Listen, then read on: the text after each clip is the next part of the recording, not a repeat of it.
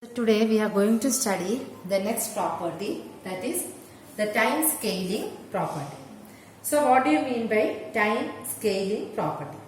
See, we are having the property is like this, that is we are having as usual our x of n giving a z transform as x of z with ROC between R1 and R2. ROC between R1 and R2. Then the time scaling property says that if you are going to scale this quantity x of n with a factor say a raised to n, then you will get the z transform as z by a or a inverse z, where the ROC lies between modulus of z r1, modulus of a, okay. So, where the ROC is between, this is the time scaling property. That is, we are having as usual our z transform as x of n giving the z transform pair as x of z. Now, when you are going to scale this factor, that is x of n, with a factor say a raised to n, then the z transform pair becomes a inverse z. X of a inverse z, where the ROC lies between modulus of a r1 and modulus of a r2. That is the time scaling property, where a is an arbitrary constant. A is an arbitrary constant which can be real or complex. Which can be real or complex. Okay. So this is the time scaling property. Now let's see how we are going to prove for that. So let us start with our original relation, that is we are having z transform of x of n is given by x of z given by sigma n is equal to minus infinity to plus infinity x of n z raised to minus n. Okay. Now our x of n is actually a raised to n x of n. So z transform of a raised to n x of n is equal to sigma n is equal to minus infinity to plus infinity. Here instead of x of n we are going to substitute a raised to n x of n. A raised to n x of n z raised to minus n. This a raised to n and z raised to minus n we can write it together as sigma n is equal to minus infinity to plus infinity x of n z by a the whole raised to minus n. Okay.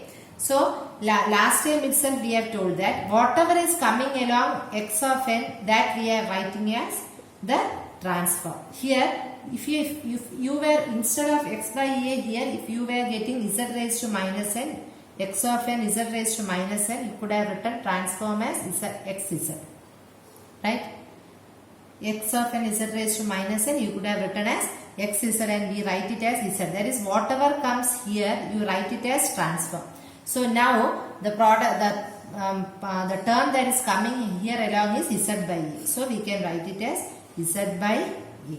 So our transform is z transform of a raised to n x of n gives x of z by a, or this can also be written as z inverse x. Okay. So this is how we are proving the time scaling property. That's very easy also, no problem. We can also apply this in another factor also. Say for example, very common example we usually see. See, we know that our step function u of n is equal to z minus z by z minus 1. That is the z transform pair of our step function. So if we are having a raised to n u of n, this is what we are saying, a raised to n u of n.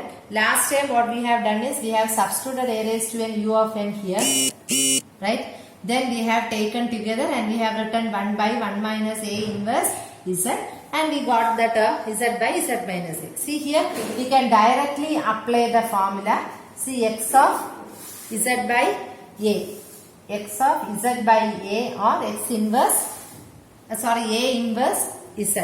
So you can write it as z by a by 1 minus z by a minus 1. And you can solve and you can get it as z by z minus a. So here we are saying that we need not go to that much properties there, because now you can directly apply the property. You can apply the property of Z transform. You can apply the time scaling property of the Z transform. And we know that the step function u of n is having in the Z transform pair Z by Z minus 1. Previously we have done this by substituting this a raised to n u of n here, and then we have taken together, then we have done. But instead of all these steps, you can directly go to the using the time scaling property of Z transform.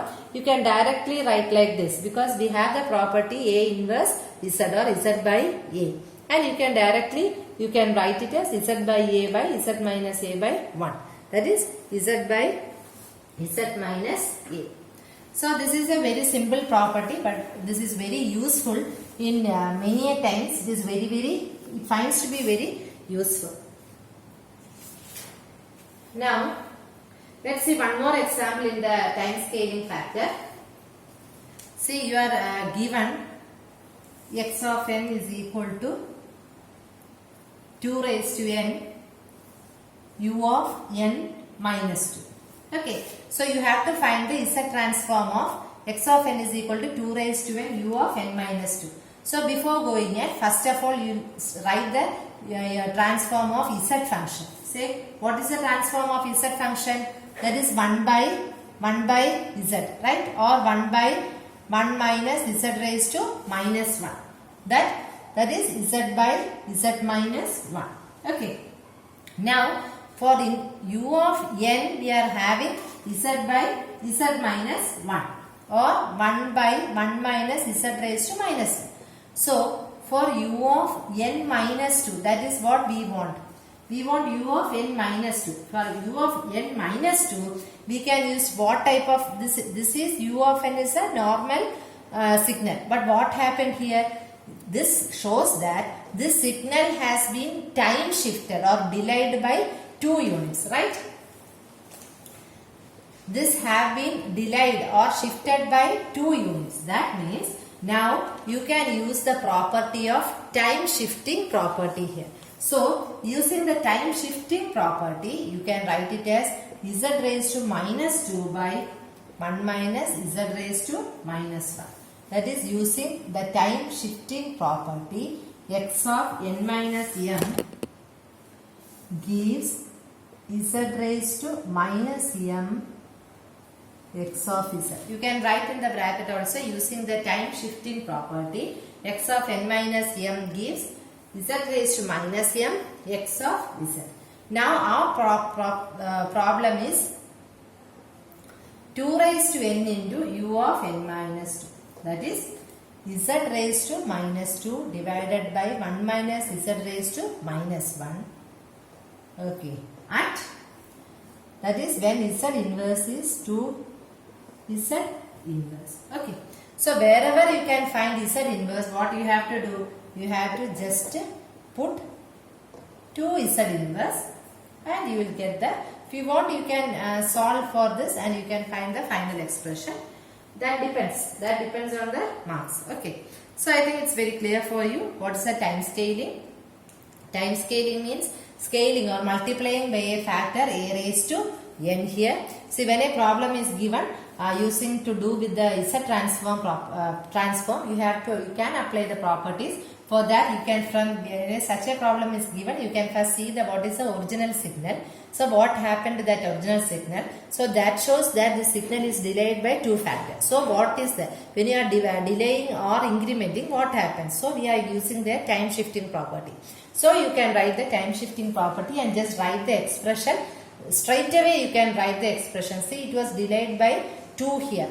M means 2 here. So you have just put that value and you have written as such because x of z is there. But our problem is 2 raised to n. When it is delayed, when it has been scaled by a factor a raised to n. So when it has been scaled by a factor a raised to n, we got, we have to find the Z transform of this factor. This is the x of n. So when this x of n is divided by scaled by a raised to n, you are getting x of z by a or x of a inverse z. So we are writing 2 z raised to minus. So z inverse means 2 z inverse. Wherever you want, you can put it. Okay. So this is what we can say about the time scaling property. We are having many properties of which some of them are very important. And next one is, let's see about the differentiation property. Differentiation is as such, there is no difficulty in that. As usual, differentiation we are going to write. First of all, let's write our general form. That is, if x of n has a z transform pair as x of z, if x of n is having an z transform as x of n z, then n of x of n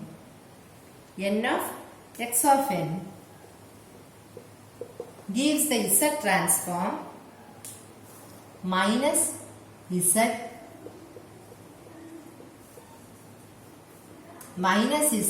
d of xz by dz or z inverse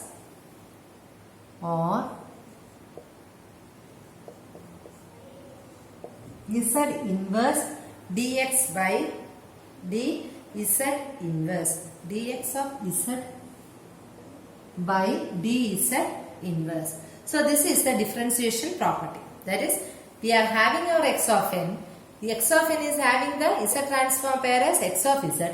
When you are multiplying this x of n by a factor, say n, what will happen? It will have the z transform pair minus of z dx z. You can write it as suffix dx of z, that is x in terms of z by dz or z inverse dx by dz inverse. Okay. Now we can, if you want, we can find the proof as usual. Better we'll, if you want, we can differentiate the both sides. Like if you want proof as, if you want this very simple, that's why I thought I'll just leave it. Then also I am writing. See, dx by dz is equal to, as usual, sigma n is equal to minus infinity to plus infinity. X of n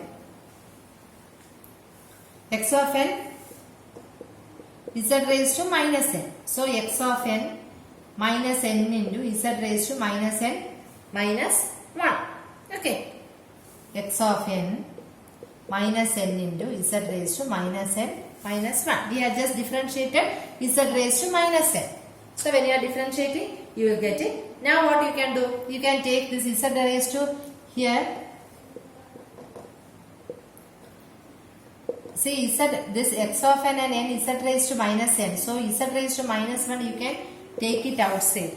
So z raised to minus 1, you can take this minus also outside. This minus, and you can take z raised to minus n, you can take it outside. You can write it as n x of n into z raised to minus n. Now this is our x of n, z raised to minus n. So what will happen? So this is equal to minus of z inverse z into x of n. Okay.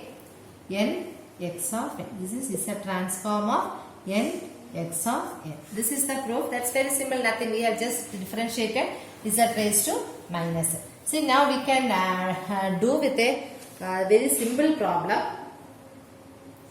Let's start with a very simple problem. Say, let you are given x of n is equal to n square u of n, and you have to find the differentiation of that. So as usual, you can write x of z is equal to z transform of, that is what we got here, z transform of n square u of n. Right? This n square, you can write it as n into n u of n. So let this be written like this. we have taken n square as n into n and we have taken n u of n together, because I think if you have seen the proof, it will be easy if you are writing like this, n into u of n.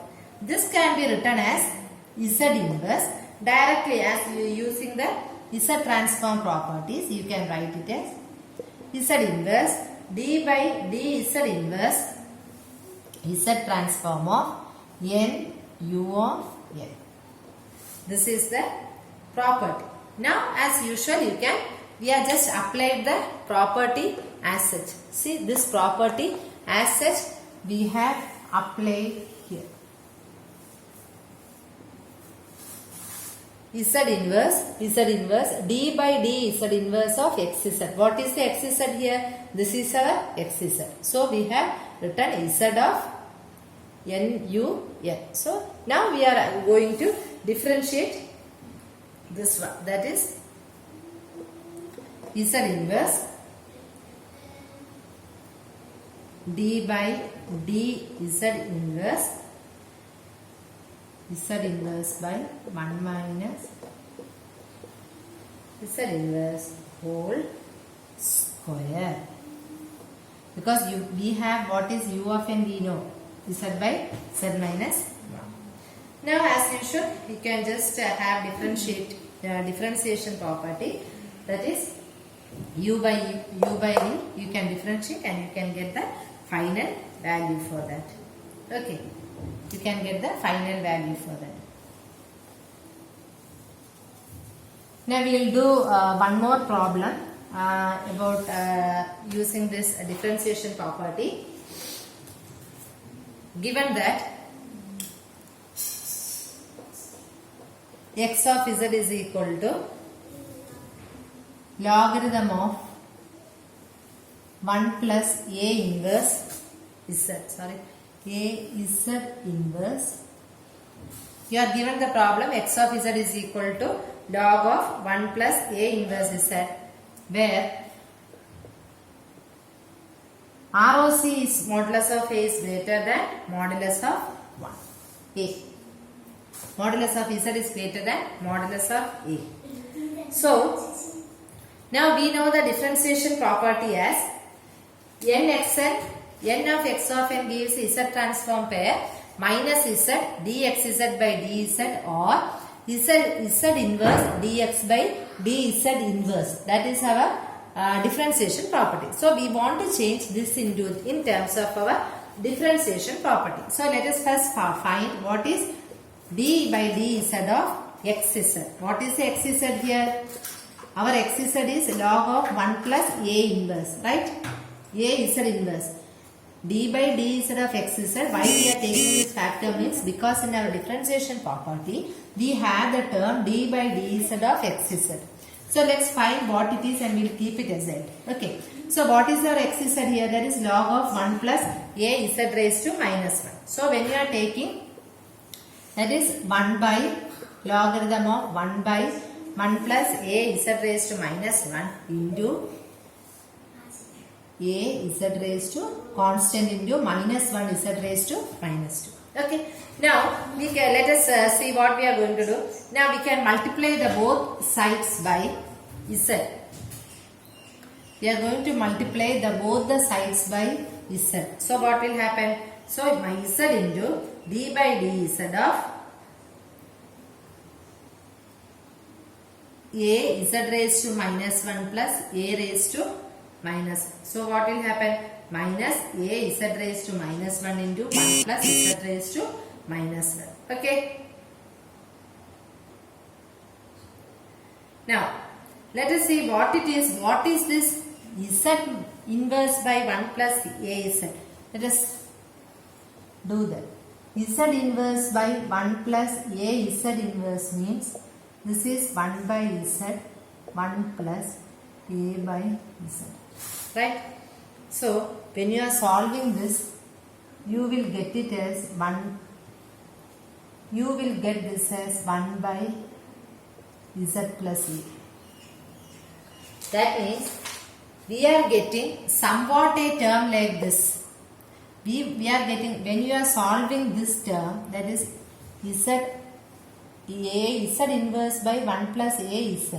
When you are solving, you are going to get a term like 1 by z plus a. Now, if you are, what is the inverse of 1 by z plus a? We want to find. So, finding the inverse of 1 by z plus a, we want to use two properties. First one is the